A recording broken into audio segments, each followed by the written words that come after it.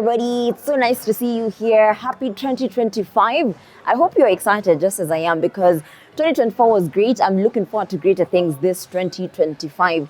You know, when it comes to a new year, there are people who have this perspective that they need to set resolutions. Like you sit down and write the things that you want to achieve or the things that you're hoping that God will do for you this year. And then there are people who just decide, you know what, we have resolutions the past like 5-10 years, nothing has worked out. And they're like, you know what, let Jesus take the wheel from here.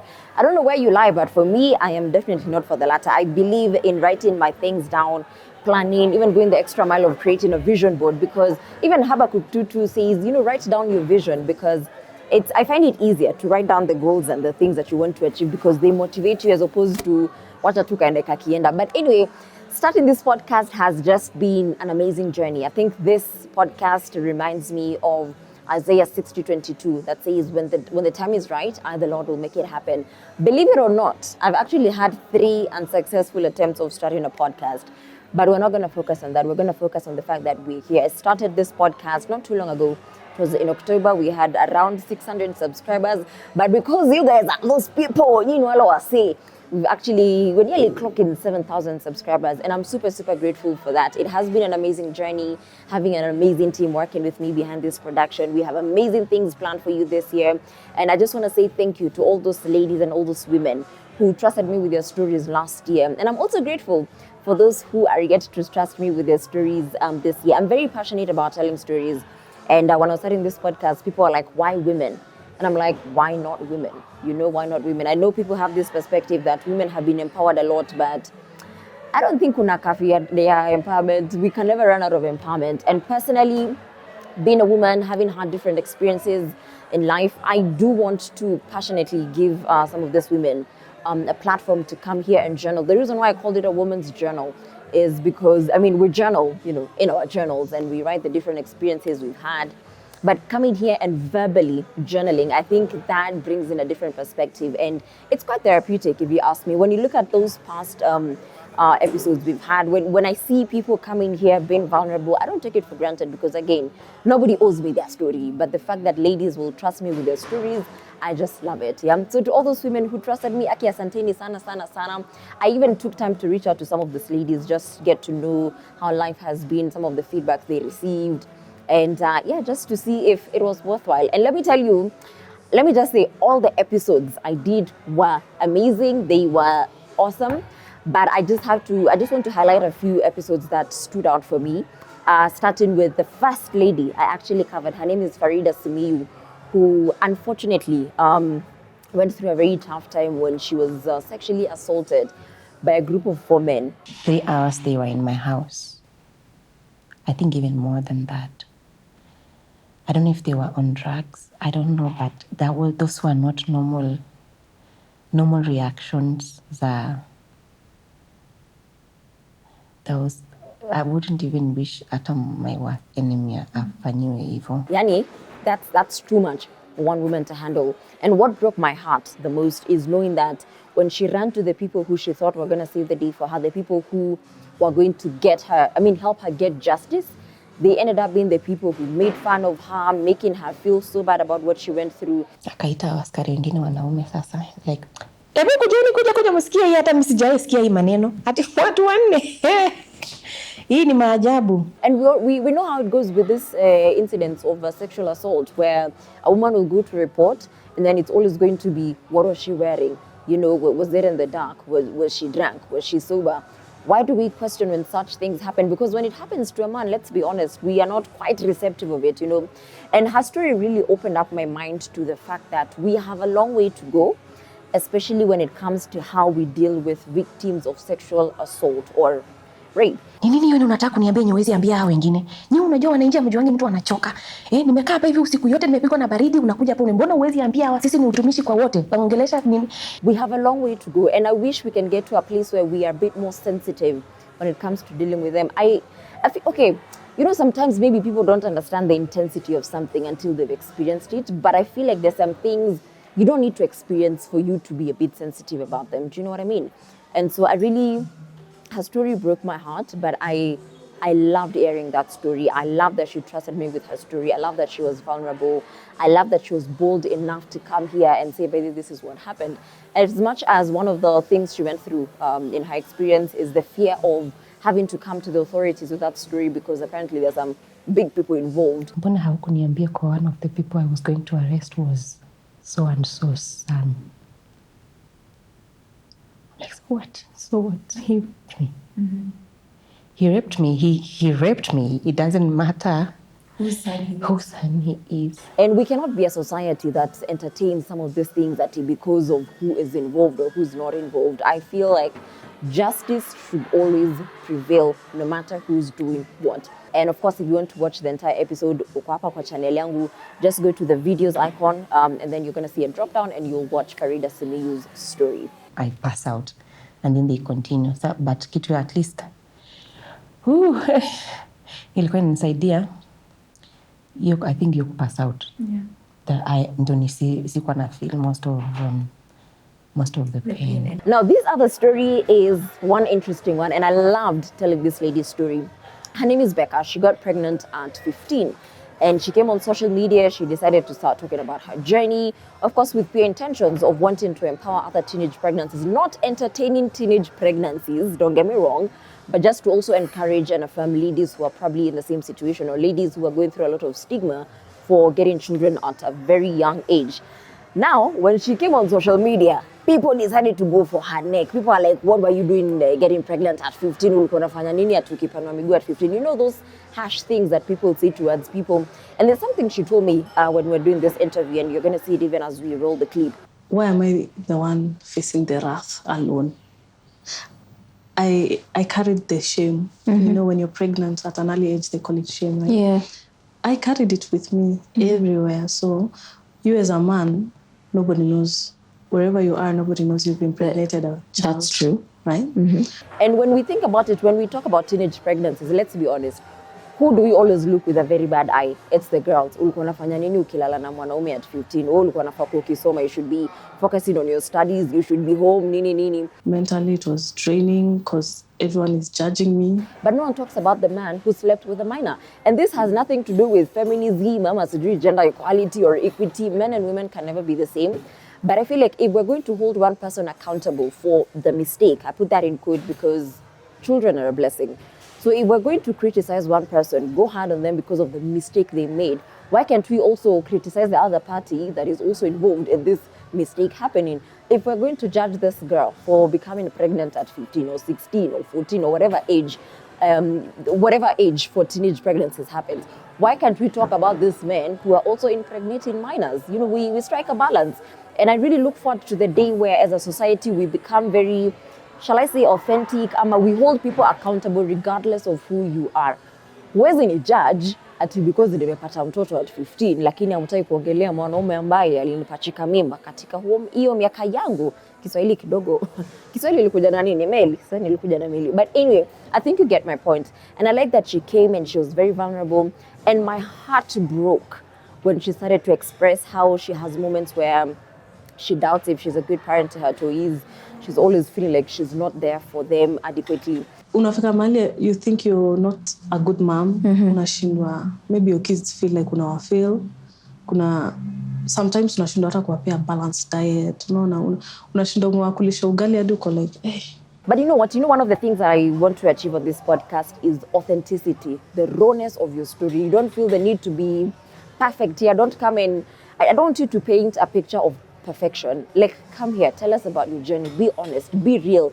Because when we are real, we are helping somebody out there who's watching this episode and being like, you know what, this is the rawness background. There's something she said, and I really appreciated her for being that honest. And she said, I think this is the moment where I'm feeling like I really, really messed up. Yeah. Yeah, so this year has been me feeling like I really messed up my life. I missed out on a lot. Mwana. I'm feeling it, maybe. Maybe I would have just enjoyed, unajua nisipata watu hii mapema and all that. Not to say that she regrets having the children or the children are a mistake. No, when she looks back and she sees how her life has stalled kidogo, she's like, I really messed up, didn't I? You know, because she's seen her friends progressing, going to schools, and she had to drop out to take care of her child. And now she's going into a space where it's when you see your friends flourishing in everything and you got stuck somewhere because of toys, it's bound to make you feel some type of way. And I like that she was honest to say that, Manze, when I look back, I wish I did things differently. I regret, and right now it's making me feel bad. Not to say that, again, mistakes happen. And there's something else she said. I can't fix what I did In to the myself. past. Yeah. Unajua, pia natakanga kukubali that I played a part in my current existence right now. As much as, yes, she was a minor, she also had the liberty to say no. And if you remember her story, she said how she's on who to Rokad, her mom's place. She ran away from the house and she was going to cohabit with this man, I think temporarily, and then one thing led to another and boom. So the fact that she's also holding herself accountable for what happened, because that's the other mistake we make, where we want to point fingers towards everybody, but we forget about ourselves. We also have a role to play for some of these mistakes that happen in our lives. Niliangalia tu watu wangu and I was like, I can't give up now. Yeah. Na niko na a whole life ahead of me, right? So I'm trying to pick myself up for them and be strong. Unajua pia therapy is not cheap in Kenya. It is not. You can't even go see someone, uongee na yeye umwambie, I'm really going through a tough time. It's okay. It's okay. If you want to watch the entire interview, kama kawaida, go to here on my channel, then enda pale kwa videos, and then you'll see her full story. Now, this next one touched a few nerves, and by a few, I mean a lot of nerves, because Wangeshi came out and she said, you know what, I'm in my 50s, I never want to have children, I never wanted to have children, and I'm okay with it. And even before we shared the episode, she was telling me how some of the people are like, oh, are you sure you want to share your story? And she's like, yeah, I mean, why not? And she's told me the positive thing is a lot of people have really, what can I say? They've really gathered confidence to start embracing this thing of women not wanting to have children. I know growing up, we grew up with the norms of a woman, you maliza your education, you get married, you get children, pop them babies some more, and then now focus on yourself. But for her, she said, listen, let's be honest, kids are messy. Not to say they're not a blessing, but she was talking about how they're messy, especially for her because she's very particular in how she wants her things. She's very neat, she's very clean, like borderline OCD. They tend to, I have a bit of OCD, and so, they tend to leave everything everywhere. They are messy. Yeah. Children are messy, And I used to tell her, children are noisy and they're very messy and which at that point didn't make sense because I was a teenager. My room was like a bomb hit it. You know what I'm saying? And then the truth that we never want to accept about children is they are constantly in your life. They'll always be in your space from the minute you give birth to like the last minute. And for her, she was like, you know what? There are people who are graced for children. I don't want children, And she was talking about how when she told her grandmother that, hey, Shosho, I never want to have kids. Shosho, I don't think I'm going to have children. Shosho And she would love me, Shosho Dida Dashiana. And she was like, she would laugh and she would ask me why. And I didn't quite pinpoint, but I always knew that, and I have nothing against children, don't get me wrong at all. It's not that I don't like children or, but I categorize them as in they have too many questions. Now here's a little plot twist. I just say plot twist. My ancestors are working today. Here's a little plot twist. When she was in her 40s, she ended up becoming pregnant, and I asked her, "Oh, wow! I mean, what happened?" But unfortunately, somewhere down the road, she lost the child. And again, like I said, I like it when people come here and they're just 100% honest. She said, "Listen, when the miscarriage happened, I felt bad, yes, but I wasn't grieving the baby so much. I was just grieving the fact that I was not able to give my parents the grandchild they really desired." I don't necessarily think I was doing it for me. I was doing it because my parents really wanted me to have a child. But 2 months in, I lost the child. And it's very unfortunate because I could see the sadness that came with that. In the African society, typically we don't want to talk about those things, but your story could help somebody else who's feeling that they're detached. I think that I was detached, and I'll be honest, I think I felt sadness because I didn't get to do this for my parents. And I remember my doctor having a conversation with me and saying, you can, you're healthy, you can do this again, whatever. And I was like, no, I don't want to do this. And, a lot of women go through a lot of grief when that happens. I think I was sad for maybe a week or two. And again, it is because of the sadness I felt for my parents, but not necessarily the sadness that I felt for myself. I didn't grieve. I didn't feel that I needed to. I do want to judge her because, one, we all grieve differently. But she told me, you know what, if things took a different turn and, she carried the baby to term, one of the things that she really took confidence in is the fact that she had a support system that was ready. The people in her family were ready and willing to help her raise that child. I had told them earlier on because, at the time my father was unwell, and I remember having a conversation with my stepmom, and she was saying, maybe we need to tell him because it's going to give him a boost that, his first daughter is having a baby, and it boosted him, and he was happy, and and I saw the happiness, and so I knew that I would have all the support that I wanted. I just love that for her because I know sometimes when I look at single parents, especially those single parents who don't have the support of family, my heart just bleeds for them because being a parent as it is very taxing. It's very, let's be honest, exhausting, it's demanding. So doing it alone is quite a lot, and I don't know, when she said that for her, she had like a ready support system, I was like, oh, that baby would have been loved so much. But now this makes me want to ask this question. Do you think as a society we'll get to a place where we completely embrace the fact that not every woman wants to have children? I know it was, engraved in our minds that women, you gotta give birth to them kids because people have the assumption that is part of purpose. It's part of our purpose as women. It's like if you accomplish everything else and you don't get children, you're not fully accomplished. I feel like we are slowly warming up to that discussion, but I do not know if we'll get to a place where we fully embrace that not every woman wants to have a child. Not everybody wants to be a mother. Not to say kids are bad, but let's be honest, there are people who are graced for it. Some people are not graced for it, and it's okay. But I think one thing we need to stop doing is judging people and guilt-tripping people. This thing of the Bible says go and reproduce. There are very many things the Bible says. We can't just use one verse that's convenient for what you want it to relay, Yes, the Bible says, reproduce, but I think there's also a verse in Proverbs that encourages parents not to be mean towards their kids. And again, I asked this during that episode. Would you rather a mother who carries the baby to term throws the baby in a dustbin or in a pit latrine or, does whatever they do? Or would you rather a lady who comes and says, listen, I actually don't want to have kids, I never want to have children, and you'll never change my mind? In fact, because most men feel like maybe it's a phase you're going through, I might change your mind. You might change your mind. And no, I'm not going to change my mind. Oh, you know how sometimes we ladies get delusional? We're like, oh, if he's not ready, I'll make him ready. Maybe if I cook for him, if I clean for him. Stay. Usijitume, wacha Mungu afanye kazi yake, wewe shughulika nayo kwako. So the same thing she was saying, men thinking that, this is just a phase, or maybe if she sees how amazing of a man I am, that I'd make a good father, maybe she'll have a change of mind.